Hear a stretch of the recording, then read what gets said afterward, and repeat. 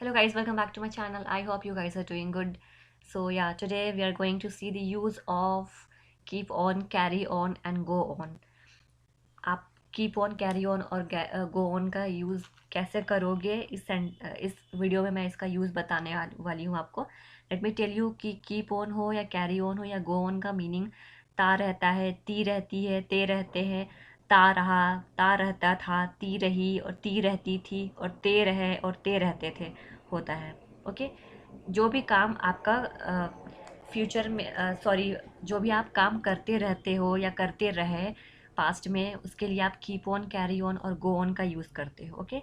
All these three are common. Okay. तीनों का meaning same होता है but it and mostly keep on का हम लोग सेंटेंसेस में यूज़ करते हैं.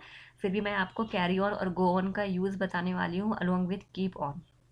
तो आप इस वीडियो को पूरा देखना ताकि आपको तीनों का कंसेप्ट अच्छे से क्लियर हो सके. अगर आप वीडियो को स्किप करोगे बीच में तो आपको कंसेप्ट क्लियर नहीं होगा, आपको समझ में नहीं आएगा. तो वीडियो को लास्ट तक देखना, वीडियो काफ़ी इंटरेस्टिंग होने वाली है. And let's get started. Okay, let me explain you this its structure first. Like keep on, carry on और go on plus verb ING plus object. Okay. Keep on हो, carry on हो या go on हो, उसके साथ verb plus ING का मतलब होता है वर्ब वन के साथ आप आईएनजी का ऐड ऑन करोगे. ओके. उसके साथ ऑब्जेक्ट जो भी आपको यूज़ करना है आप यूज़ कर सकते हो. ये स्ट्रक्चर है. And let's see some examples of imperative sentences. Imperative sentences in this sense, आप किसी को कोई काम करने के लिए बोल रहे हो, वो काम या काम मतलब वो इस काम को करता रहता है या करता रहेगा के लिए आप इम्पेरेटिव सेंटेंसेस का यूज़ करते हो. Okay. Let's see. He, she, it और एनी नेम मतलब थर्ड पर्सन सिंगुलर सब्जेक्ट के साथ हमेशा कीप्स ऑन का यूज़ होता है. जैसे कि मैं आपको पहले भी बहुत सारी वीडियोज़ में बताते आ रही हूँ कि सिंगुलर सब्जेक्ट के साथ हमेशा वर्ब फाइव का यूज़ होता है. ओके. तो ही, शी, इट और कोई भी नेम हो उसके साथ कीप्स ऑन का यूज़ होगा. आई, यू, वी, दे के साथ कीप ऑन का यूज़ होगा. Okay. So these are rules which you have to keep in your mind. And let's see further. Some examples are here. Let me explain you one by one. Okay. I'm going to explain how you will use keep on, carry on and go on. As I told you, all these three are same. Okay. Whether you use keep on, go on or carry on, it's up to you. But I'm going to tell you how you will use these three in different ways. Okay. Like keep on praying to God always. भगवान की हमेशा प्रार्थना करते रहो. Okay. आप किसी को कोई काम करने के लिए बोल रहे हो कि तुम ये काम करते रहो. Keep on praying to God always का मतलब होता है भगवान की हमेशा प्रार्थना करते रहो. या go on praying to God always, भगवान की हमेशा प्रार्थना करते रहो. और carry on praying to God always. आप देख सकते हो तीनों सेंटेंसेस सेम है बट मैंने यहाँ पे बस कीप ऑन का यूज़ करा है, कहीं पे गो ऑन का यूज़ करा है, कहीं पे कैरी ऑन का यूज़ करा है. Okay. Otherwise all these three are same. तीनों का मीनिंग होता है कि भगवान की प्रार्थना करते रहो. कीप ऑन रनिंग, दौड़ते रहो. Keep on reminding him about his debts, उसे उसके कर्ज के बारे में याद दिलाते रहो. Okay. Keep on maintaining distance from each other, एक दूसरे से दूरी बनाते रहो. Keep on watching her activities, उसकी गतिविधियों पे नज़र रखते रहो. Okay. Don't keep on staring at हर, ये नेगेटिव सेंटेंस है. आप नेगेटिव का यूज़ करके कीप ऑन को या गो ऑन का कैसे आप सेंटेंस फ्रेम करोगे. I am gonna tell. Don't keep on staring at her, उस पर नज़र मत रखते रहो या उससे ऐसे घूरते मत रहो. Okay. Don't go on writing messages to him, उसे मैसेजेस मत लिखते रहो या मैसेजेस मत करते रहो. Okay. These are imperative sentences. आप किसी को कुछ काम करते रहने के लिए बोल रहे हो. ओके. तो मैंने यहाँ पे बताया कि कीप ऑन, कैरी ऑन और गो ऑन का यूज़ आप डिफरेंट वेज में कैसे ये करोगे use. And let's see further. Present tense. Present tense में आप इन तीनों का यूज़ कैसे करोगे. Let me explain you one by one. I keep on teaching in this college, मैं इस कॉलेज में पढ़ाते रहती हूँ. Okay. Father keeps on, father singular subject है, थर्ड पर्सन सिंगुलर सब्जेक्ट है, इसलिए मैंने कीप्स ऑन का यूज़ करा है यहाँ पे. Father keeps on reading the newspaper daily in the morning, पापा डेली मॉर्निंग में न्यूज़पेपर पढ़ते रहते हैं. Okay, he keeps on watching movie, वह मूवी देखते रहता है।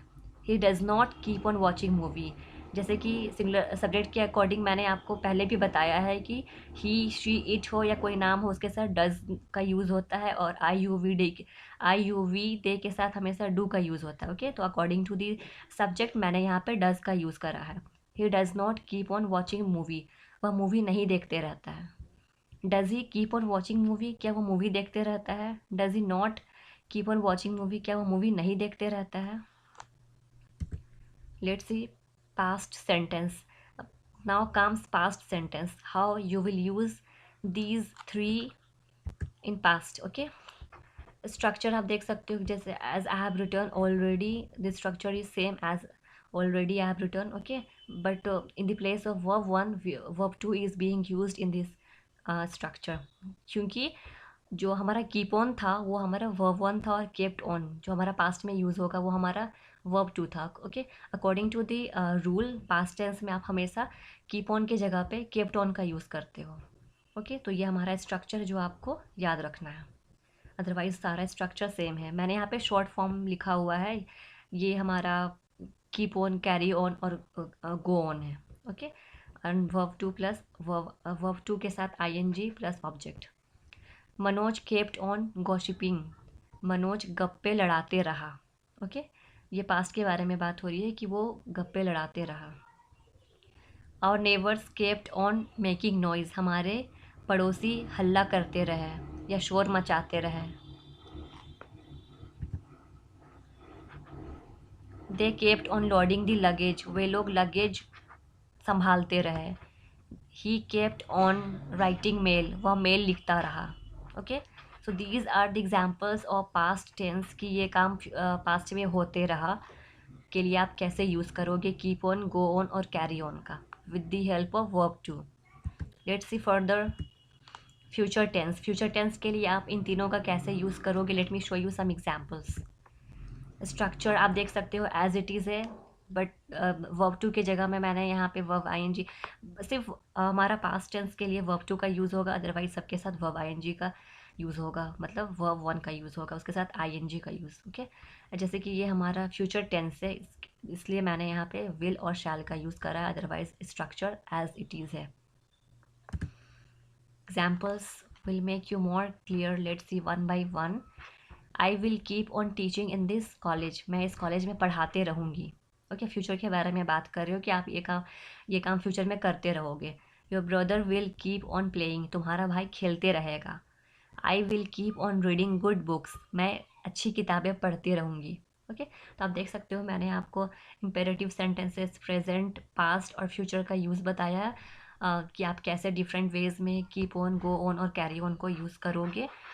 सो आपको बस रूल्स याद रखने हैं, स्ट्रक्चर्स याद रखने हैं, and practice as much as you can, because practice makes us perfect. So keep on practicing these rules and structures. Only practice will make your English stronger. So practice as much as you can, जितना practice करोगे उतना perfect होते जाओगे। तो आप video का concept एक बार में अगर आपको क्लियर नहीं होता तो वीडियो को बार बार देखो, आप स्ट्रक्चर देखो, आप रूल्स देखो, याद करो सबको और प्रैक्टिस करो। ये मैंने कुछ एग्जांपल्स बताया, these are not enough for you for learning English.